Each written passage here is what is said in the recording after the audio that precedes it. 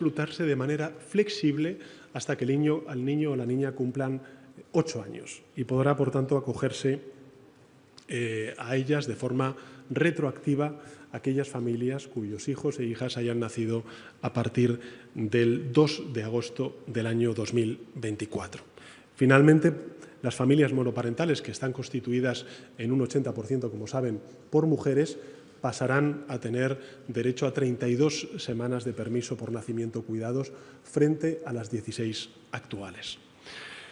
Lo que quiero decir con esto es que frente a los recortes que sufrimos en el pasado, hoy hay una ampliación de derechos constante y persistente por parte del Gobierno de España y, por tanto, lo que hacemos es reforzar nuestro estado del bienestar y también hacer beneficiario de estas políticas a las familias de pie, a la gente. En todo caso, somos muy conscientes de que aún queda muchísimo trabajo por hacer. Sabemos que España sigue registrando unos niveles de pobreza y de desigualdad inaceptables, particularmente cuando hablamos de la pobreza infantil. Por eso es importante lo que estamos haciendo con el ingreso mínimo vital. Sabemos también que en muchas comunidades autónomas la sanidad, la educación, los cuidados están perdiendo terreno a manos de unas administraciones conservadoras que están desmantelando el sistema público para vendérselas al mejor postor a las empresas privadas. Y sabemos también que el acceso a la vivienda, a una vivienda digna, sigue siendo un imposible para miles de ciudadanos.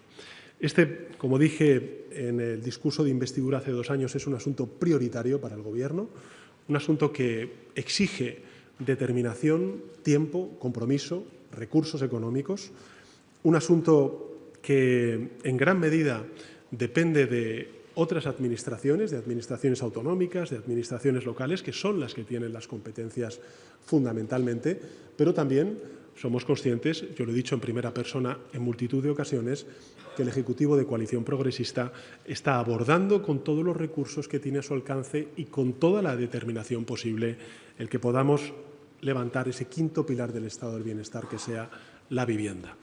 Porque, en definitiva, sabemos que hasta que no resolvamos este problema, pues no vamos a resolver o, digamos, reducir aún más uno de los principales dramas que sufre nuestra sociedad, que es la desigualdad.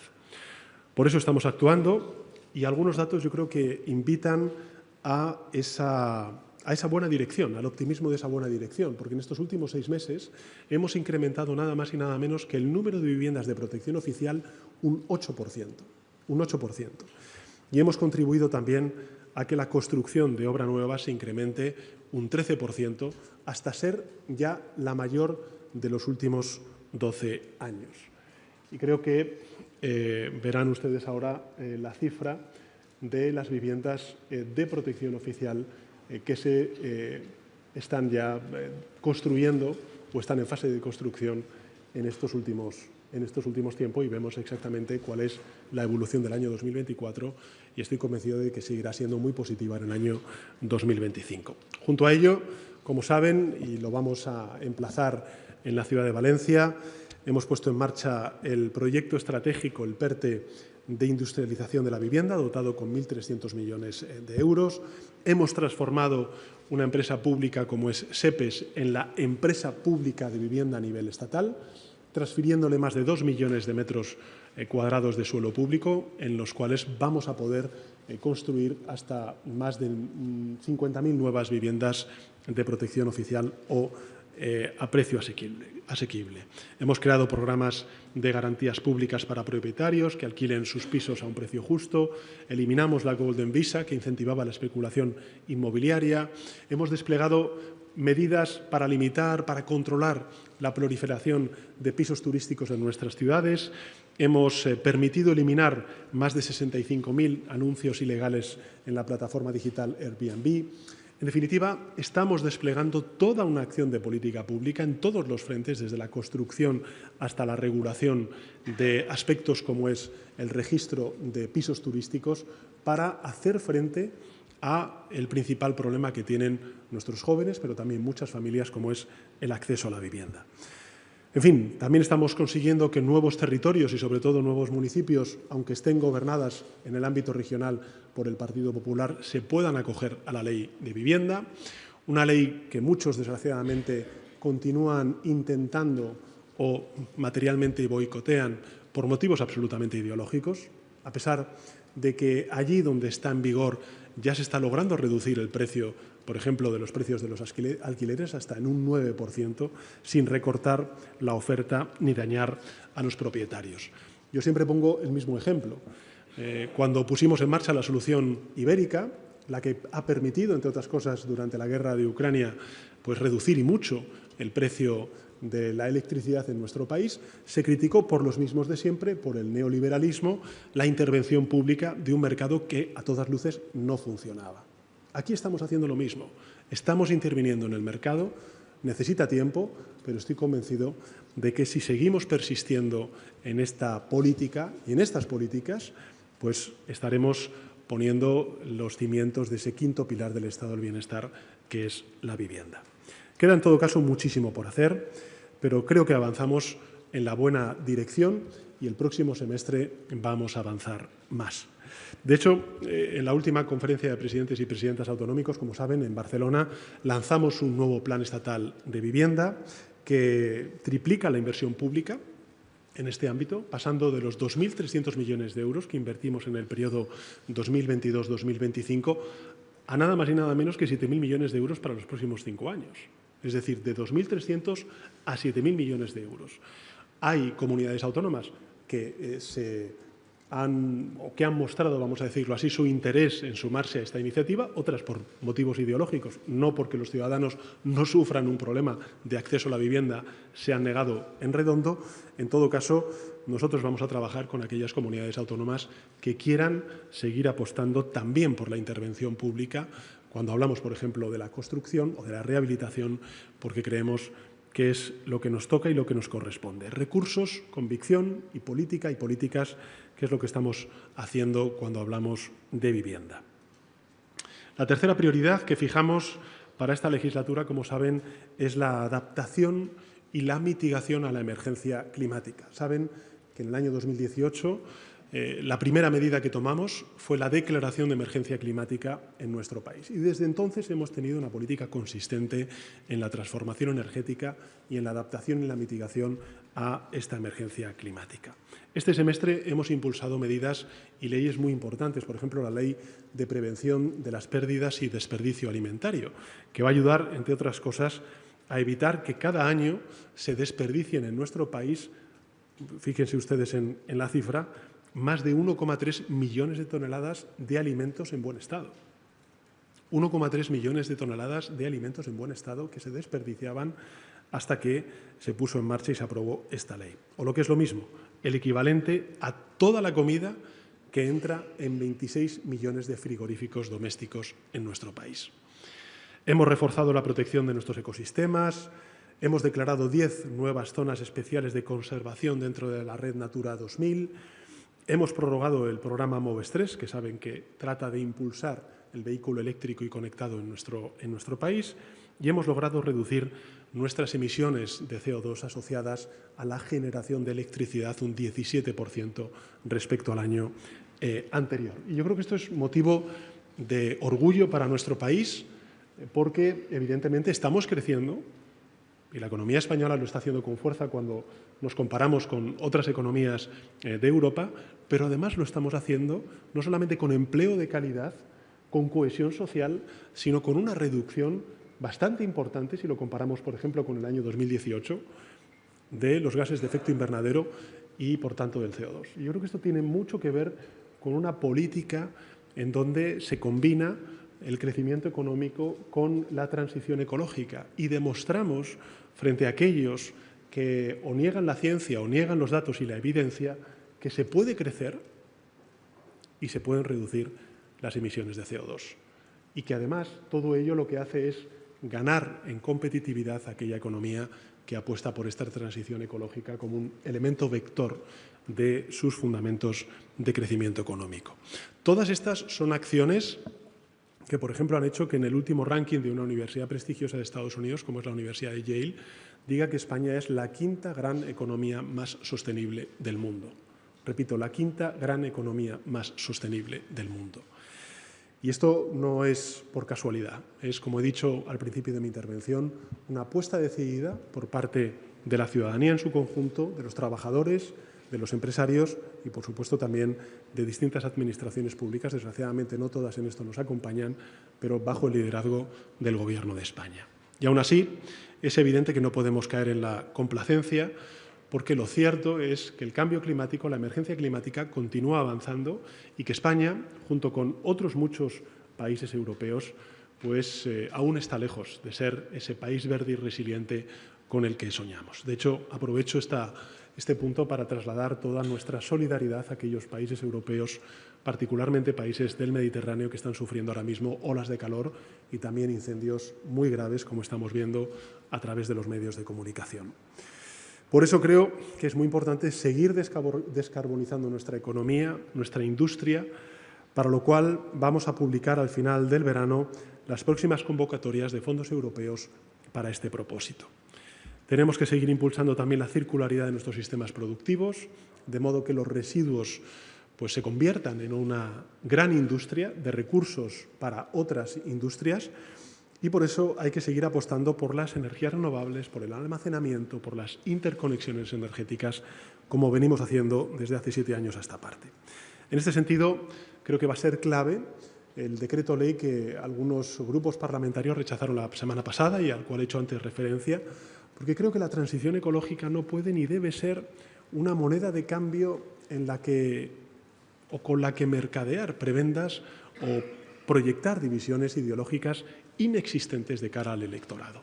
Todos los ciudadanos, voten lo que voten, se benefician de esta apuesta, que además los datos avalan, la evidencia científica avala, para la transformación energética y la transición ecológica de nuestro país. La transición ecológica no puede ser eso, debe ser, en todo caso, un consenso social, una obligación moral, una oportunidad económica para todos y todas, no solamente los ciudadanos, sino también el conjunto de territorios. Porque además, como he dicho antes, la experiencia de los últimos años demuestra que puede ser esa transición ecológica uno de los grandes motores de crecimiento, de innovación, de cohesión social y territorial de nuestro país. Por eso, quienes votan en contra de este tipo de reales decretos leyes no votan en contra del Gobierno de España, votan en contra del interés de nuestro país. La cuarta prioridad que anunciamos para esta legislatura es el fortalecimiento de nuestras instituciones, también de nuestra cohesión territorial. Saben ustedes que una de las tareas a las que hemos dedicado más esfuerzo durante estas últimas semanas y meses ha sido la lucha contra la corrupción, a la que creo que hemos respondido con prontitud, con contundencia, colaborando con la justicia y con las fuerzas y cuerpos de seguridad del Estado y poniendo remedio para extirparla de la vida política. A tal fin, el pasado mes de julio, el 9 de julio en concreto, el Gobierno de España presentó un plan ambicioso de lucha contra la corrupción con 15 medidas que ayudarán a reforzar la prevención, la detección y la sanción de prácticas que nunca deberían darse en nuestra democracia y que contaron además con la colaboración de una organización multilateral tan importante como es la OCDE. En paralelo, el Gobierno de coalición progresista ha trabajado por mejorar la calidad de nuestro sistema judicial, aplicando la nueva ley orgánica en materia de eficiencia del servicio público de justicia, aprobando un proyecto de ley orgánica para la ampliación y fortalecimiento de las carreras judicial y fiscal, que va a garantizar aún más la igualdad de oportunidades, la atracción de talento y que va a movilizar nada más y nada menos que 1.300 becas para aquellos jóvenes que quieran preparar unas oposiciones para acceder a la judicatura y que antes, como consecuencia de la falta de recursos económicos, pues no podían permitirse el poder optar a este tipo de oposiciones. En el ámbito de la cohesión territorial, yo creo que este semestre hemos logrado 2 avances muy relevantes para todas las administraciones territoriales. Por un lado, la condonación de la deuda pública autonómica por un valor nada más y nada menos que de 83.000 millones de euros. Y, por otro, la aprobación, esta vez sí, la semana pasada, de las entregas a cuentas por 147.000 millones de euros y 28.734 millones de euros, las primeras para las comunidades autónomas y las segundas para las entidades locales. Estas son 2 medidas, como digo, muy importantes que van a permitir a estas entidades tener un mayor volumen de recursos, yo diría que el mayor volumen de recursos que han tenido en la historia. Y ahí tienen la evolución de los recursos del sistema de financiación autonómica del que disfrutan ahora mismo las comunidades autónomas como consecuencia también, no solamente de la buena marcha de la economía, sino también del compromiso del Gobierno de España con la cogobernanza. Tienen ahí datos que son absolutamente históricos y, desde luego, que no tienen parangón si los comparamos con lo que nos dejaron allá por el año 2018 la Administración conservadora. Sí quisiera también recordar una de las principales leyes de esta legislatura, que es la Ley de Amnistía, que ha contado con el aval del Tribunal Constitucional, que avaló la plena constitucionalidad de la Ley de Amnistía. Yo creo que esta es una extraordinaria noticia para un país que trabaja por el reencuentro y la convivencia entre los pueblos de España. La quinta y la última prioridad a la que me gustaría referirme es la política exterior. Una política exterior ambiciosa que yo diría también está comprometida con el derecho internacional. Hace 2 años me comprometí a seguir elevando el perfil internacional de España, a usar ese perfil para defender la solidaridad, la apertura al mundo y la paz en un mundo cada vez más azotado por diferentes guerras. Y creo que con coherencia y con la misma determinación, tanto en Europa, cuando hablamos de la guerra de Putin en Ucrania, como en Oriente Medio, cuando hablamos de la catástrofe humanitaria que está sufriendo el pueblo palestino.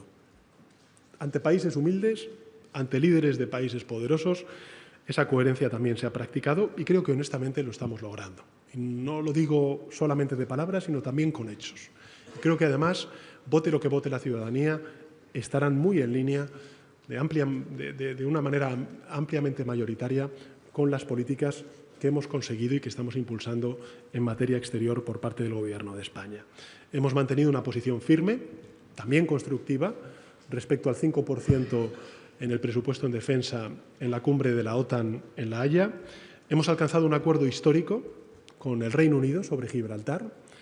Hemos comprometido un nuevo paquete de 1.000 millones de euros en asistencia militar a Ucrania, al tiempo que estamos abriendo una casa de Ucrania para apoyar a los refugiados y refugiadas que se cuentan ya por más de 245.000 en nuestro país, e impulsar también la reconstrucción de Ucrania, auspiciando nuevas condenas al gobierno del primer ministro Netanyahu, en la Comisión Europea, en Naciones Unidas, articulando con otros 192 países un nuevo impulso financiero al sistema internacional para el desarrollo, gracias a la celebración en la ciudad de Sevilla de la Cumbre de Naciones Unidas al respecto, y anunciando un plan ambicioso para aumentar y optimizar el apoyo al multilateralismo, ahora que hay potencias occidentales, que saben ustedes, las tienen en mente, que están recortando, cuando no reduciendo, su presencia en el orden multilateral. Mención especial creo que exige, de nuevo, la catástrofe humanitaria en Gaza, porque la hambruna en Gaza es una vergüenza para toda la humanidad. Y detenerla, por tanto, es un imperativo moral, es un imperativo humanitario y es un imperativo político. Y en este sentido, les comunico que el Gobierno de España está preparando un envío de miles de kilos de alimentos para la franja de Gaza, que si las circunstancias no cambian, y esperemos que no cambian, exigimos que no cambien, se producirá este viernes desde el territorio de Jordania y mediante el uso de paracaídas y aviones A400 de las Fuerzas Armadas españolas. No es, evidentemente, una solución al hambre, lo sabemos, pero confiamos en que, unido a los envíos de otras naciones, sea un mínimo alivio. La solución la sabemos, la solución verdadera es que el primer ministro Netanyahu y su gobierno active cuanto antes un alto el fuego, abra definitivamente y plenamente el corredor humanitario terrestre y acabe con esta barbarie. En fin, el Gobierno prometió desplegar una agenda internacional ambiciosa, coherente. Yo creo que lo estamos haciendo. Nuestras acciones, además, demuestran un compromiso real con la paz, con la solidaridad, con la colaboración entre naciones, porque nosotros sabemos que el pensamiento de suma cero, que algunos están tratando de convertir en el nuevo principio vertebrador del orden global, pues no funciona, es injusto y además es peligroso, porque la humanidad progresa cuando colabora y se hunde en el agujero cuando se enfrenta entre sí. Hemos visto a lo largo de la historia muchas veces esto que digo y, por tanto, no hay necesidad de volver a verlo ahora.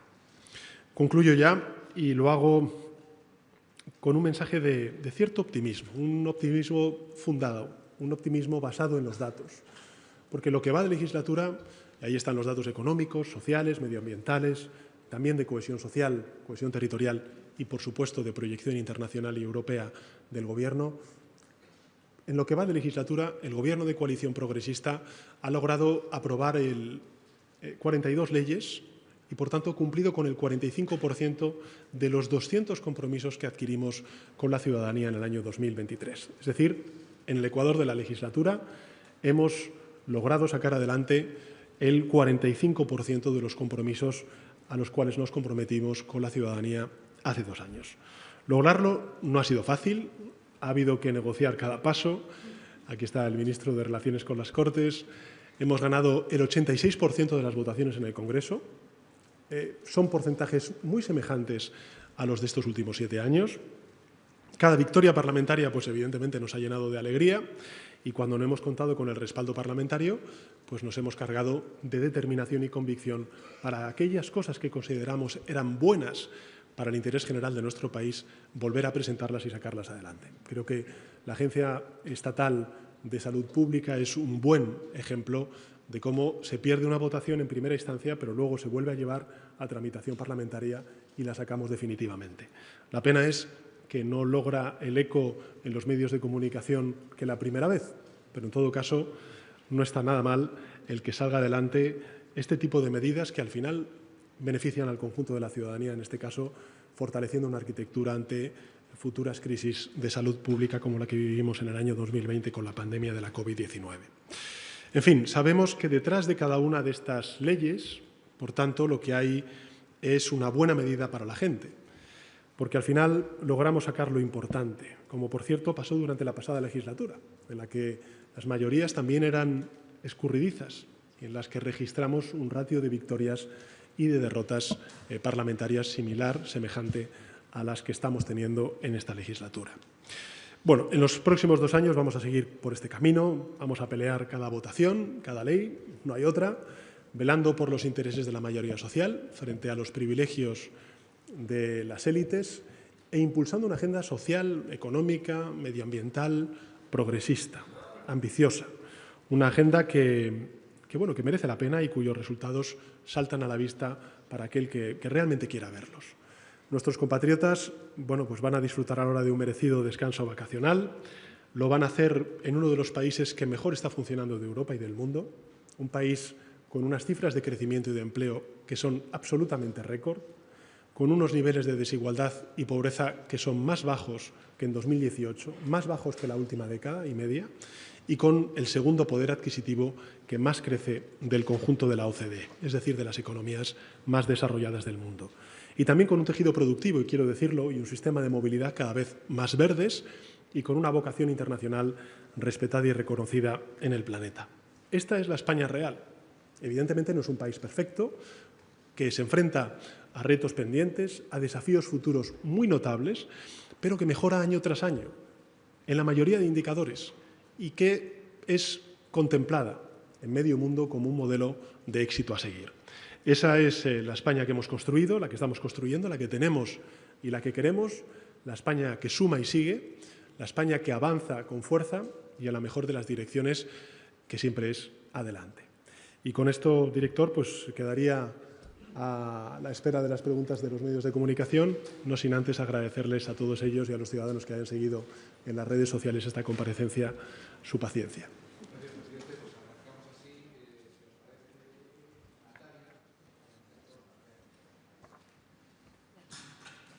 Buenos días, presidente. Le quería hacer 2 preguntas, si me permite. La primera relacionada con el acuerdo que ha firmado Ursula von der Leyen con Donald Trump, que acepta a la Unión Europea un 15% de aranceles de Estados Unidos sin que haya esa imposición a la inversa. Si le parece bien ese acuerdo, si cree que habría que poner aranceles de vuelta.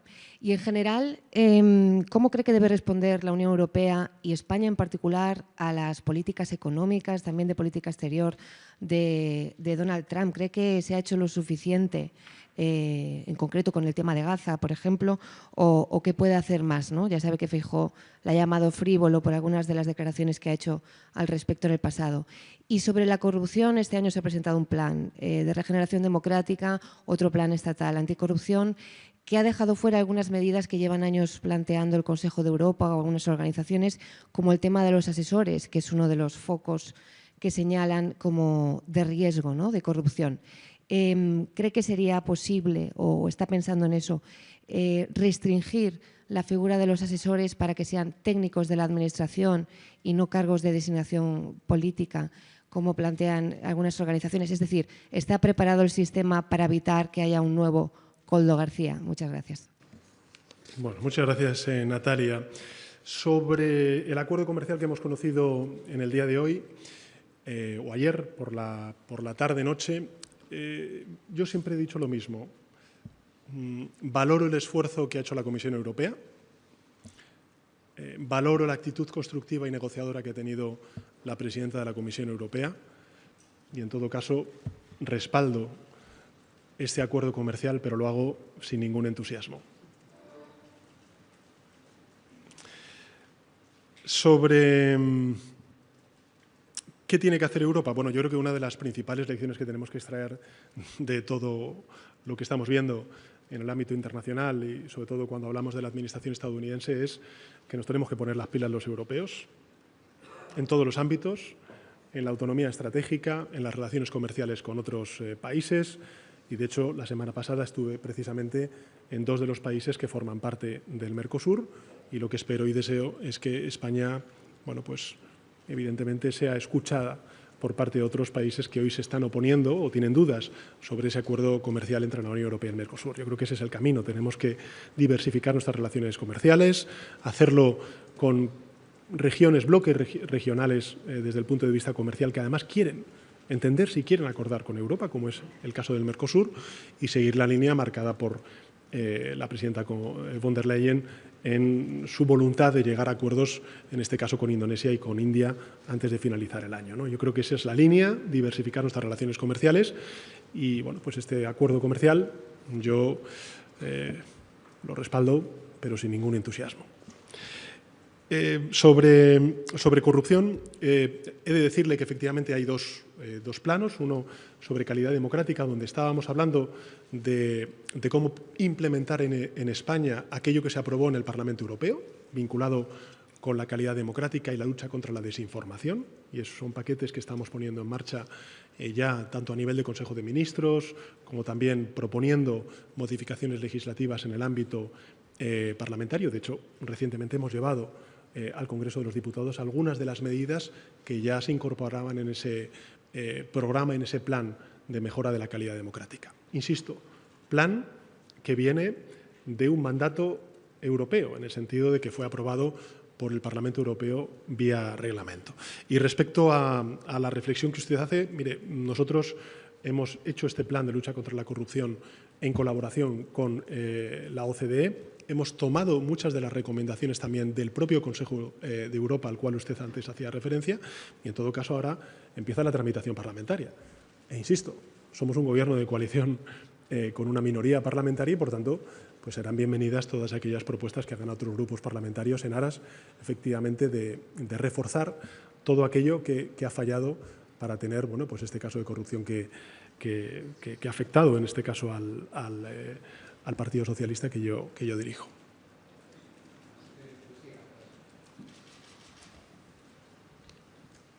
Hola, ¿qué tal? Buenas tardes, presidente, y gracias. Usted ponía ahora en valor las votaciones que han ganado en el Congreso, pero hay algo que todavía no han presentado y lleva ya 2 años sin hacerlo, que son los presupuestos. Le quería preguntar, presidente, si va a presentar unos nuevos presupuestos, aunque no tenga todavía cerrados los apoyos, si se compromete a hacerlo, y en esta misma línea, si no consigue sacar adelante unos presupuestos, ¿se plantea el adelanto electoral? Y luego, en segundo lugar, desde el Gobierno, desde su equipo, insisten en que tienen una mayoría parlamentaria, pero es verdad que los socios de investidura cada vez marcan más distancia. Lo vemos también, por ejemplo, cuando unen sus votos a los del Partido Popular. Le quería preguntar cómo va a recuperar usted la confianza de los socios y por qué está tan seguro de que va a seguir manteniendo esos apoyos. Gracias. Muchas gracias por sus preguntas. Sobre la primera, sí, el Gobierno de España presentará los presupuestos generales del Estado para el año 2026. En segundo lugar, vamos a elaborar unos presupuestos generales del Estado que sean mejores desde el punto de vista social, que ya son muy buenos, por cierto, con los cuales está trabajando el Gobierno de España desde hace unos años, y trabajaremos con todos los grupos parlamentarios para sacar adelante esos presupuestos generales del Estado, esos nuevos presupuestos generales del Estado. En todo caso, también le diré una cosa. Yo lo he dicho en algunas de las conversaciones que he tenido con ustedes, tanto públicas como privadas, no fuera de micrófono, y es que, además de los presupuestos generales del Estado, tenemos una herramienta fantástica para la transformación, el crecimiento económico, la creación de empleo y la modernización de nuestro país, que son los fondos europeos. Y los fondos europeos son también otros presupuestos, es otro carril que incorporamos en ese compromiso de modernización, de crecimiento económico, de creación de empleo y de cohesión social.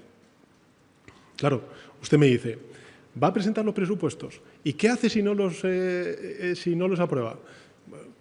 Mire, vamos a trabajar para que se aprueben. Pero es que, claro, usted quiere ya responder a todas las preguntas antes siquiera de haber presentado esos presupuestos. Vamos a trabajar, somos un Gobierno en coalición con una minoría parlamentaria y trabajaremos con todos los grupos parlamentarios para persuadirles de que son unos buenos presupuestos para hacer frente a los desafíos que tiene nuestro país por delante.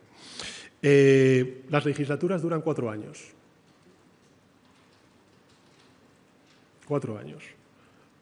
Las elecciones generales serán en el año 2027 y ya les adelanto que el Partido Popular, cuando se celebren esas elecciones generales, al día siguiente pedirán un anticipo electoral como llevan haciendo desde hace 7 años. No sé si será el señor Feijóo quien pida de nuevo ese anticipo electoral, pero ya les adelanto que eso es lo que le va a pasar al Partido Popular, que lleva 7 años pidiendo elecciones todos los días del año. Y claro, si al final su estrategia, que ya está contrastada porque sigue en la oposición, es la misma, pues poco podemos decir. Son un disco rayado, piden lo mismo, la alternativa ya sabemos cuál es un Gobierno de Feijóo con Abascal, pero además yo creo que la alternativa es lo que está poniendo en marcha este Gobierno, con datos, con hechos, con números que demuestran que España crece como la que más en Europa, crea empleo como nunca se ha creado en estos últimos 15 años en nuestro país y reduce la desigualdad, pues como no teníamos desde hace 3 lustros. Por tanto, yo creo que hay motivos de sobra para seguir determinados en esta política de transformación, de reforma, de modernización y de cohesión social y territorial. Mayoría parlamentaria. A ver, nosotros tenemos un socio de gobierno, que es Sumar. Sumar. El resto, efectivamente, son grupos parlamentarios que de manera asimétrica unas veces votan con nosotros y otras veces no votan a las propuestas que hace el Gobierno de España. Pero no hay una mayoría en el Congreso de los Diputados ni con una orientación ideológica ni con otra orientación ideológica.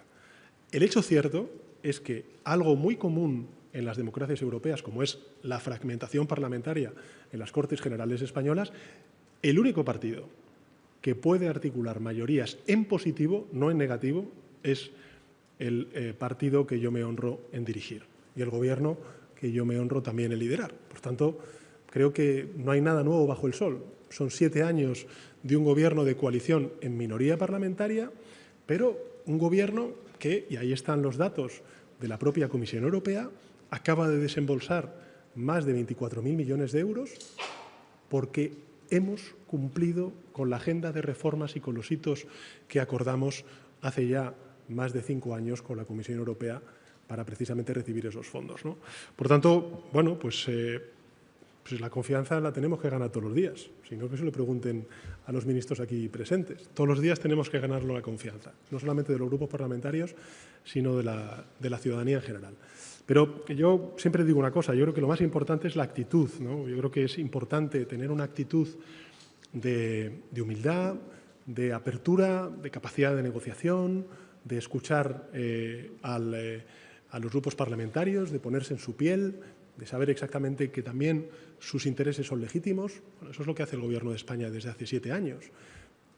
Quien no hace esto, pues es quien está en la oposición.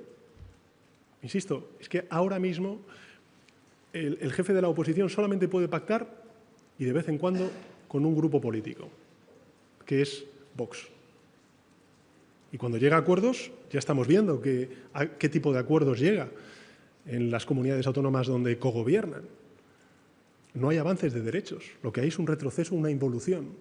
Bueno, yo no quiero eso para mi país.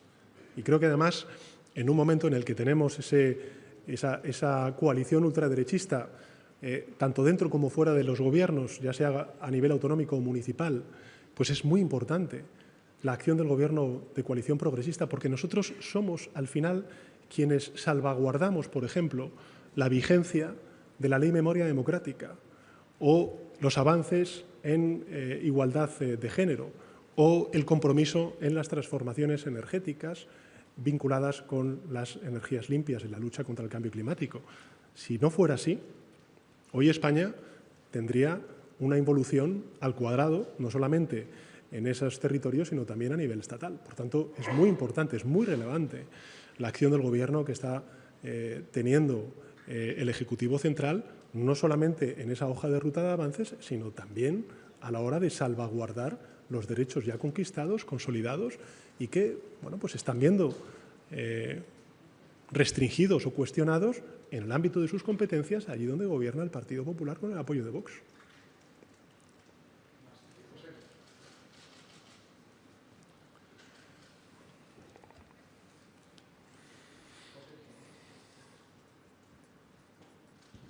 Gracias, buenos días, presidente.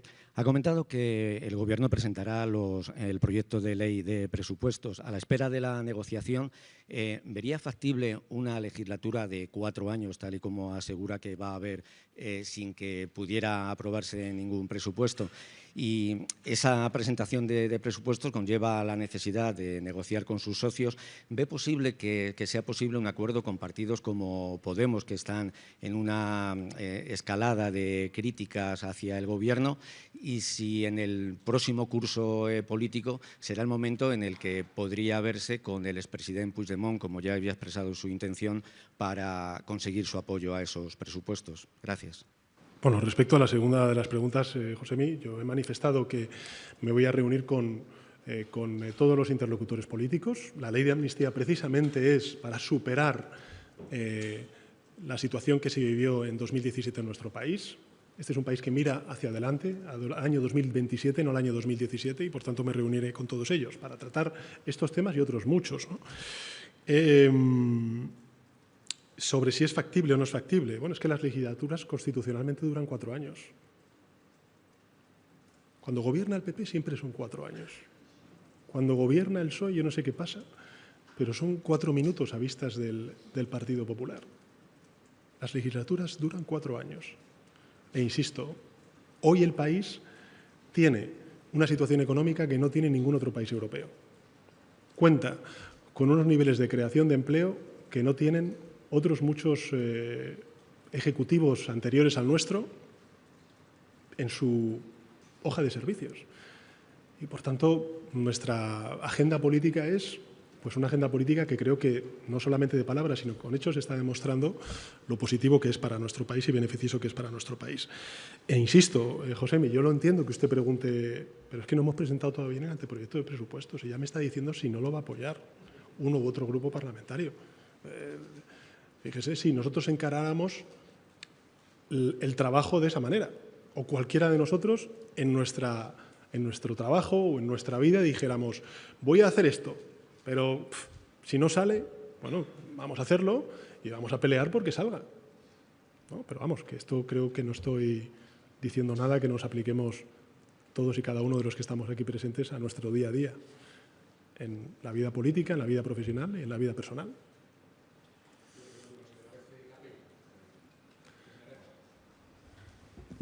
Sí, presidente, buenas tardes. Y ha dicho que va a pelear cada voto, que va a intentar persuadir. No le ha contestado a Josemi sobre Podemos. Yo le quería preguntar, 2 de los aliados que... Los grupos parlamentarios, es que necesitamos todos los votos. Yo decía, dos de al los mismo tiempo, aliados, como la película. aparte de socios, dos de los aliados habituales, sí. Por ejemplo, Esquerra y Junts, las últimas horas, el señor Junqueras y el señor Puigdemont le han advertido sobre financiación singular, que está muy decepcionado el señor Junqueras, y el señor Puigdemont, que pide que apoye o que impulse esa amnistía política que no se está aplicando jurídicamente.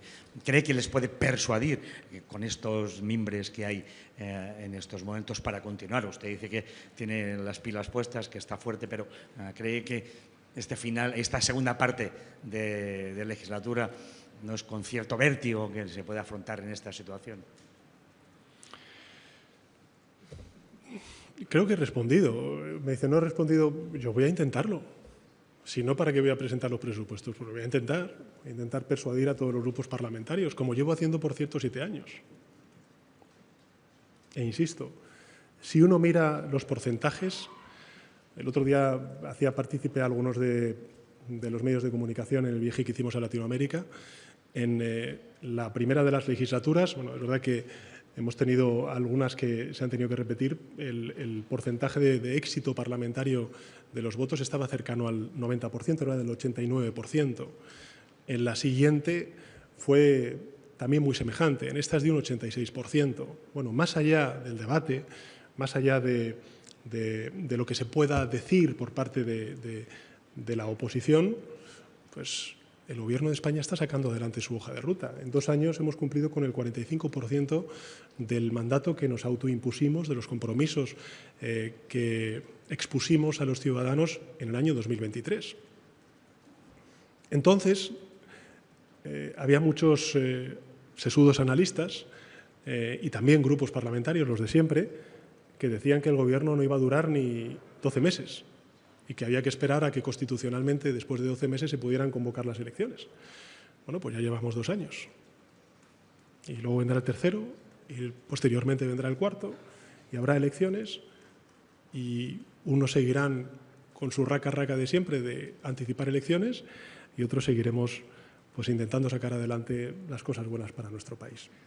Bueno, que tengan unas buenas vacaciones y espero que puedan descansar y que la actualidad nos deje también descansar. Gracias.